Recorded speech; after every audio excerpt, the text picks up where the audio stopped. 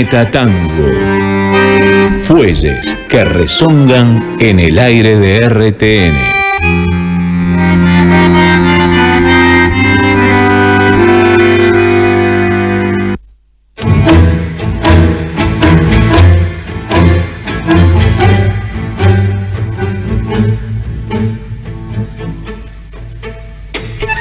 Continuamos aquí en Radio y Televisión del Neuquén, RTN. Estamos con este programa especial, Día Nacional del Tango, edición especial de Metatango en cada esquina la historia, entre las 9 y las 12. Vamos a estar 3 horas para hacer una pequeña síntesis. 3 horas no alcanza, pero estamos aquí viviendo lo que es la Expo Tango de ahí en Villa Langostura, la Expo Tango Internacional que se llevó 6, 7 y 8 de diciembre y un día como hoy, decíamos, Día Nacional del Tango.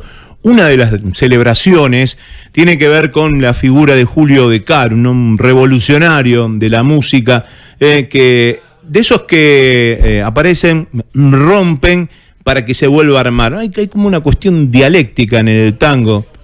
Con este atrevimiento se la vamos a consultar a alguien que lo viene trabajando desde hace mucho tiempo. La música en general es un verdadero orgullo, hombre de nuestro y siempre que defendemos, CONICET también, conocido historiador de Discépolo, de Oscar Alemán, del Gato Barbieri, de esas grandes referencias. Elegimos consultar sobre el impacto de Julio De Caro en la música a Sergio Pujol, escritor, investigador. ¿Qué tal, Sergio? ¿Cómo estás? Hola, Hernán, ¿qué tal? Buenos días, gracias por la presentación. ¿Hay una dialéctica en el tango o no? Sí, hubo una dialéctica en tiempos de Julio De Caro, allá por principios de los años 20, el primer sexteto de Julio De Caro de 1924, y esa dialéctica de alguna manera confrontó dos concepciones diferentes del tango. Una que en su momento se llamó evolucionista, y en rigor no fue exactamente De Caro quien la introdujo, sino Firpo, Fresedo y especialmente Juan Carlos Cobian, cuya orquesta dio origen al sexteto de Caro cuando Cobian se va a los Estados Unidos a probar suerte allá. Y la otra corriente, la corriente tradicionalista, que encarnaron principalmente, bueno, por supuesto, Canaro, un poco más tarde D'Arienzo, y eso se mantuvo hasta la aparición de Piazzolla. Lo curioso del caso, en todo caso, valga la redundancia, es que esa dialéctica no quebró el tango, no lo rompió el mundo del tango, porque aún los más tradicionalistas, los que preferían el ritmo vivaz y un poco machacón de D'Arienzo o de Canaro, reconocían por supuesto los méritos de Julio De Caro, y en ningún momento consideraron que Julio De Caro había abandonado el tango o que había quemado las naves del tango, ¿no? Eso es interesante con la función bailable del tango. Con De Caro se podía bailar perfectamente, por más que algunos milongueros prefirieran otros estilos, ¿verdad? Con Piazzolla ya se vuelve un poco más difícil si no hay un diseño coreográfico y una concepción diferente del tango y de la función social de esta música. Fue importantísima la figura de Julio De Caro. Todos los géneros de música popular se pueden resumir en 4 o 5 nombres clave, y después por supuesto hay todo un pelotón de artistas, algunos más, otros menos, algunos tapados, otros más conocidos. En el caso del tango no podemos soslayar, por supuesto, a Carlos Gardel. Si nos vamos atrás en el tiempo, bueno, sí, por supuesto podríamos mencionar a Villoldo, podríamos mencionar a Arolas y algún otro, pero Gardel marca un punto de inflexión. Julio De Caro, Troilo, Piazzolla. Esa sería de alguna manera la línea canónica del tango, ¿no?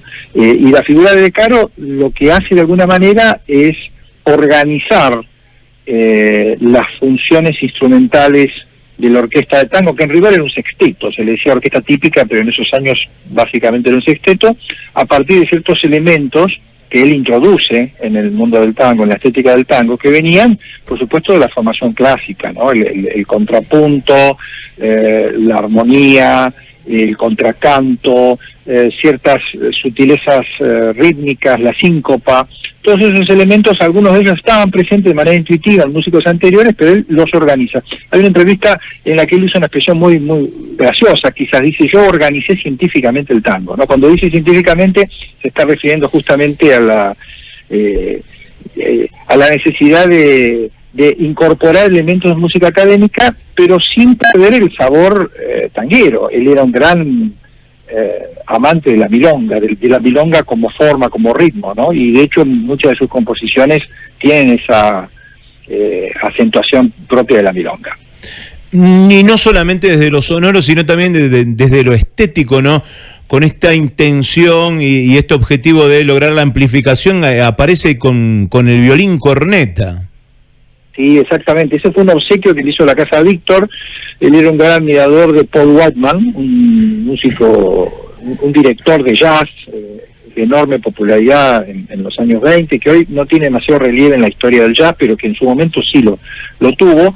Y él, como muchos otros, ¿no? Era un gran admirador de Paul Whiteman, y un directivo del sello Víctor, cuando De Caro firma con este sello, le obsequia un violín corneta que aparentemente formaba parte de la colección de Paul Whiteman. Él empieza a grabar hacia el final de lo que se llamaba la grabación acústica, es decir, se grababa sin micrófono, se grababa directamente sobre... enfrentando, mirando la bocina que imprimía los discos, ¿no? que imprimía la matriz, y de ahí salían el resto de los discos. Alrededor de 1925-1926 se introduce la versión eléctrica con micrófono. Por lo tanto, la utilización del micrófono corneta y de otros implementos tenía que ver también con la necesidad de, justamente como decís vos, de amplificar, darle un poco más de volumen y potencia al sonido. Pero no es esa la gran innovación me parece a mí, de Caro. La gran innovación de De Caro es justamente trabajar la textura de un modo que desconocían los compositores y los intérpretes de tango, ¿no? Por ejemplo, hacer una contramelodía con el piano mientras la melodía principal la llevaba el violín, jugar armónicamente con dos fantásticos bandoneonistas, porque ese primer sexteto fue un All Stars del tango, ¿no? Ahí estaba Pedro Mafia, estaba Pedro Laurens, antes había estado Petruccelli, después va a estar Blasco. Es decir, son todos músicos que desarrollan las posibilidades de un instrumento que hasta ese momento se tocaba con una función básicamente rítmica, que es el bandoneón, un instrumento absolutamente característico, idiosincrásico del tango, que sin embargo se lo tocaba sin desarrollar todas sus posibilidades. O sea que hay una ampliación de las posibilidades, un desarrollo de las posibilidades instrumentales con Julio De Caro, y aparece la idea del arreglo, es decir, tomar un tema, la comparsita, por ejemplo, o tomar el monito, o tomar Recuerdo, la primera composición de un muy joven Osvaldo Pugliese, tomar la partitura principal y a partir de eso ir pensando cómo se puede trabajar en términos musicales, ¿no? ¿Quién va a llevar la línea melódica? ¿Qué van a hacer mientras tanto el piano, los bandoneones, el contrabajo? Todas esas ideas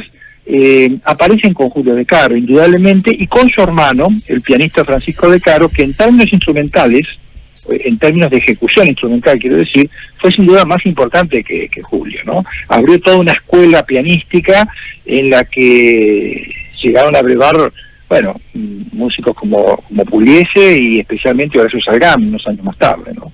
Y además como compositor, ese es el otro aspecto importante de Julio De Caro. Boedo, Copacabana, Mala Junta, Rayuela, Tierra Querida, Todo Corazón, son temas que ya forman parte desde hace muchos años del repertorio tanguístico. Pero yo diría que más que como compositor, porque hubo otros compositores quizás más importantes que De Caro en ese entonces, el caso de Cobian, el caso de Bardi, el caso de Enrique Delfino, yo insisto en que lo importante de Caro es justamente la instrumentación y el arreglo en el mundo del tango. Y además poder poner la ejecución del tango, la interpretación tanguística a la misma altura de la composición. Porque compositores había muchos y muy buenos. Arolas fue un excelente compositor, ¿no? Bueno, el arreglo que hace Julio De Caro de El Marne jamás se le hubiera ocurrido a Arolas. De Caro se formó con Arolas, tocó con todos, ¿no? Con todos los que lo habían precedido, con Fresedo, con Cobian, con Arolas. pero las versiones de Caro son insuperables. ¿Por qué razón? Y la última, Sergio, y te agradecemos, Sergio Pujol, estamos hablando con él. Se retira a mediados de los 50 junto con Francisco, ¿no? Bueno, quizás coincide, ¿no?, con cierta opacidad en la que entra el tango en ese vigor que mantenía en ese momento. Después hay un par de encuentros nada más, la celebración del primer año del Día Nacional del Tango en su honor, ¿no? Vínculos con Ben Molar. ¿Qué pasó? ¿Qué conocés al respecto? En realidad hay una cosa muy curiosa con Julio De Caro, que se da con otros artistas en otras latitudes, otros géneros, ¿no? Y es que él de alguna manera pone sobre la mesa sus aportes siendo muy joven, y después a partir de eso, bueno, esos aportes van a ser tomados por otros músicos, y la figura de él no digo que va a quedar relegada, pero en términos interpretativos, digamos, en términos de actuación, sin duda pierde relieve, ¿no? Si uno revisa, por ejemplo, el tango de la llamada década de oro, de la época dorada, que son los años 40, principios de los 50, De Caro aparece muy poco. Tiene su orquesta, pero es una orquesta que al lado de la de Di Sarli, de la Pugliese, que es uno de sus principales, quizás sea el principal heredero de De Caro, Osvaldo Pugliese, o la fantástica orquesta de Aníbal Troilo, De Caro queda un poco pegado a los años 20, ¿no? Es una figura típica de la década del 20. Sigue siendo una figura de referencia. Piazzolla le dedica De Carísimo, que es un bellísimo tango que tiene todos los shapes, digamos, decarianos, en términos rítmicos, en términos armónicos, melódicos. Tiene todo ese sabor un poco sucio y al mismo tiempo culto, ¿no? Es decir, él tenía esa mugre popular, por decirlo de algún modo, esa cosa rabalera, pero con un grado de sutileza, de sofisticación realmente sorprendente, ¿no? Entonces queda en la historia siendo muy joven. Y después, bueno, es un poco la memoria viva de esos años, ¿no? Uno de los últimos emprendimientos, no musicales, sino literarios, si se quiere, es su libro de memorias, que es una obra de referencia fundamental, ¿no? Donde ahí habla de los orígenes del tango, lo menciona Villoldo, cuenta sus experiencias, y cuenta una cosa muy interesante, que habla también de lo que significaba elegir el camino del tango para un músico que había tenido todas las oportunidades de formarse en un conservatorio, el conservatorio de su padre, ¿no? Él cuenta el día en el que el padre le cierra la puerta de la casa y le dice: usted no vuela nunca más, ¿no? Porque ha elegido el camino del tango, pudiendo ser un gran intérprete, un gran compositor de música clásica, de música académica, ¿no? Es decir, él tiene toda esa formación y decide dar ese paso de enorme audacia. Él y sus hermanos, eran 4, Emilio, José, Francisco, que reitero fue un gran pianista, y Julio. Y ahí se produce algo que uno cree que apareció recién en los años 60 con el rock, que es la brecha generacional, la brecha entre padres e hijos, como los hijos de alguna manera se alejan del camino que para ellos han trazado sus padres, ¿no? Desobedece el mandato paterno, que en el caso de los De Caro, que vivían en San Telmo, era un mandato muy fuerte, porque el padre había estudiado música clásica en Milán, una familia italiana obviamente, y la verdad es que para un italiano que su hijo no siguiera el camino de la música sinfónica de cámara o de la ópera, sobre todo, era prácticamente una especie de agravio familiar, ¿no? Cuenta la leyenda, y lo cuenta el propio Julio, que muchos años después el padre fue a escucharlo a un concierto y se abrazaron y se reconciliaron. Tengo un poco de dudas de la veracidad de esa escena, pero es muy impresionante esa ruptura que se produce a fines de los años 10, ¿no? Sergio, agradecerte como siempre. El año de Artaud sobre Spinetta, sobre Gato Barbieri y Oscar Alemán, grandes referencias de nuestro jazz. Bueno, la eterna María Elena Walsh, Discépolo, todas las obras que has escrito y que recomendamos regalar para esta Navidad. Vamos a permitirnos esto también. Le vamos a tomar el atajo del mainstream y casi un acto revolucionario en estos tiempos, ¿no? Sugerir regalarse o autorregalarse un libro. Sergio, gracias por el tiempo y gracias por la hora, che. Gracias por la nota, un abrazo, muchas gracias. Chao, Hernán. Sergio Pujol, nada más y nada menos aquí aportando una postal del gran Julio De Caro. Lo tomamos aquí. Qué bien que se porta la tecnología cuando rescata esto. 1937, murió el sargento Laprida, película dirigida por Tito Davison, nuestro inmenso cine, la orquesta de Julio De Caro, y su orquesta melódica internacional canta Pedro Lauga, Fuego, del mismo De Caro y Carlos de la Púa. Y ahora, una primicia del maestro Julio De Caro y su gran orquesta. El tango Fuego, su más reciente composición, con letra de Carlos de la Púa. El refrán a cargo de Pedro Lauga.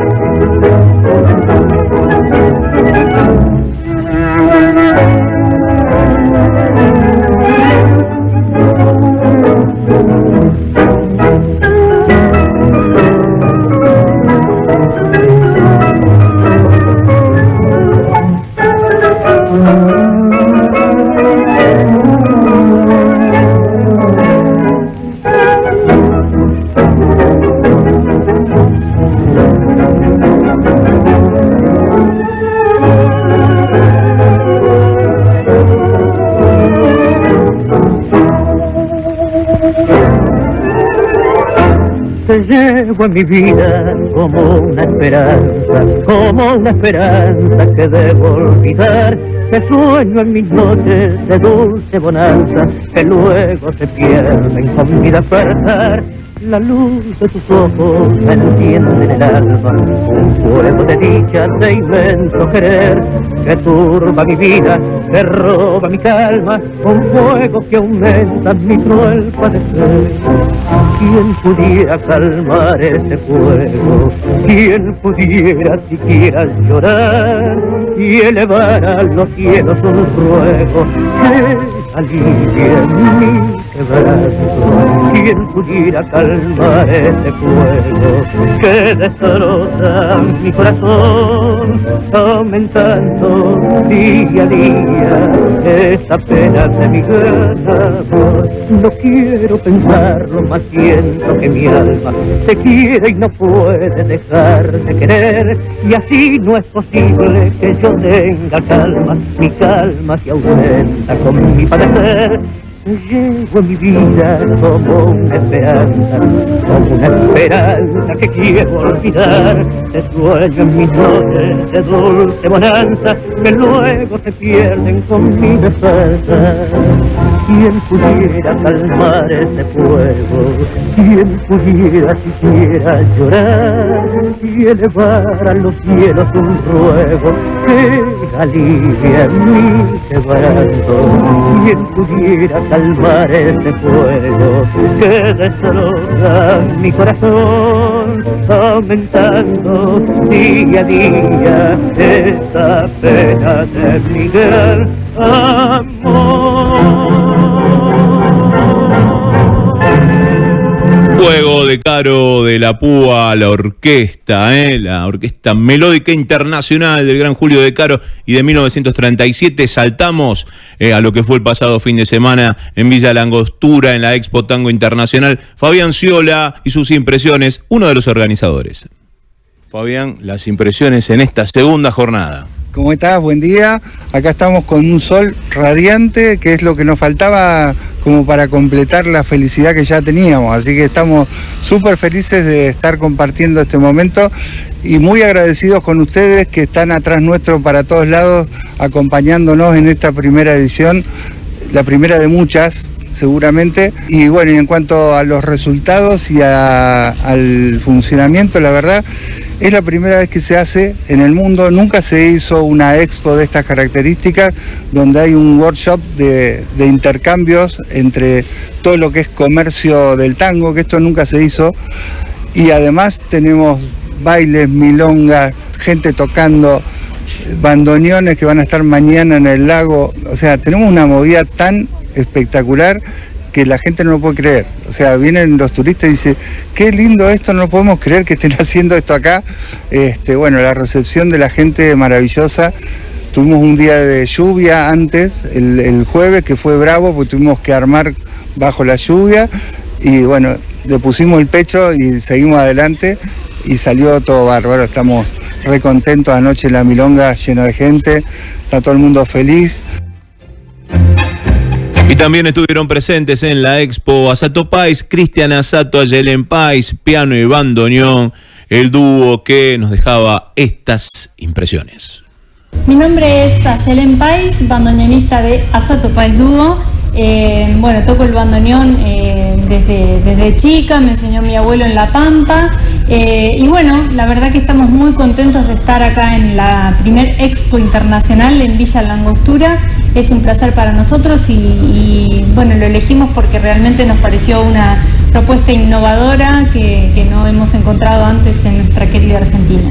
Sí, esto de mezclar las distintas disciplinas, que a veces estamos los de la música por un lado, los de la danza, los de la indumentaria, ¿sí? Esta cuestión colectiva de que nos podamos conectar, que de hecho está pasando, como que vamos conociendo unas personas, otras, y bueno, creo que esto de conectarnos suma mucho y bueno, es un ganar para todos. Todo empezó en 2014, cuando empezaron los tutoriales en YouTube, por ahí.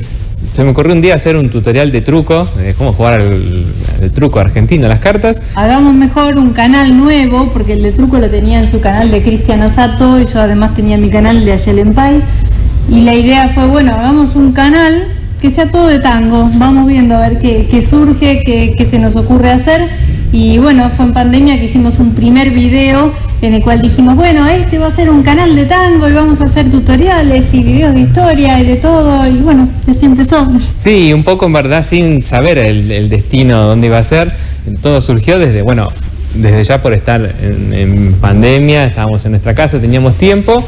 Y la verdad que gran parte fue para divertirnos, como que no es que dijimos este proyecto para esto, pues después esto, sino que simplemente empezamos a jugar entre nosotros y bueno, por suerte todo se fue dando y bueno, cada vez nos enganchamos más con la actividad. En el canal se ha dado que por un lado gustan mucho los tutoriales de bandoneón, los tutoriales de piano, pero por otro lado hicimos varios videos que son como para público general o apuntado a bailarines también que quieren saber un poquito más sobre la escucha del tango, pero sin ponerse demasiado técnico musical, que sea digerible.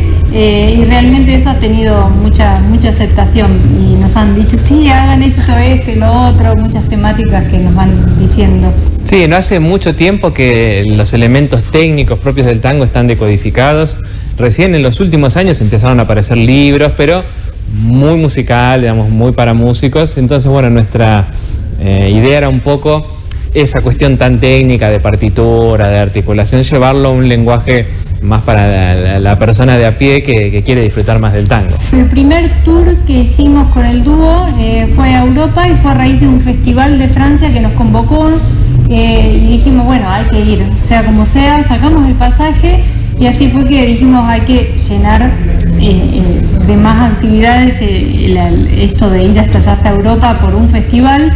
Y empezamos a autogestionar el tour, funcionó muy bien y fue así que lo repetimos ya 4 veces. 4 veces, sí. 4 veces. Ahora el año que viene nos vamos de vuelta a Japón, segundo viaje a Japón y a Europa. Bueno, también estuvimos por Estados Unidos, por Australia. Ya calculamos más o menos unas 100 ciudades. Y bueno, y la sorpresa fue que cuando nos contactábamos con los organizadores, la mayoría nos decía, sí, los conozco de YouTube, así que bueno, eso fue realmente como para nosotros una pantalla muy grande. Todo este proceso de hacer videos para YouTube, de todo lo que hemos hecho en estos años, lo hemos hecho en nuestro departamento, que son un total de 28 metros cuadrados, una piecita con una cama rebatible, con el piano eléctrico al lado, un silloncito que se corre, que se mueve, todo lo hemos hecho ahí y es por eso que también sentimos la necesidad de tener un espacio propio para poder continuar con estas actividades de una manera un poquito más cómoda y bueno, eso llevó a que el proyecto actual y principal sea terminar el estudio que tenemos en proceso para poder hacer los videos y ensayos y tener un piano de una manera más cómoda. Sí, y además con el espacio propio abrimos el juego a que vengan otras orquestas, otros artistas en general de todas las disciplinas, y queremos hacer como un canal de streaming, y bueno, se abre mucho el abanico de posibilidades ya con el espacio, con los instrumentos y con todo armado, porque si no en el departamento teníamos que armar las luces, el micrófono, correr los muebles. Acá va a estar todo listo. Y mismo Esperemos. para las clases de bandoneón que dábamos durante la pandemia y post-pandemia, también era levantar la cama rebatible y dar la clase en un cuadradito diminuto, un poco incómodo, podríamos decir poco profesional el espacio. Era como, bueno, escondé todo esto, meté todo acá y bueno, la verdad que creemos que va a ser muy beneficioso para todos los proyectos futuros. Metatango. El 2x4 en RTN. Sonando en la red provincial de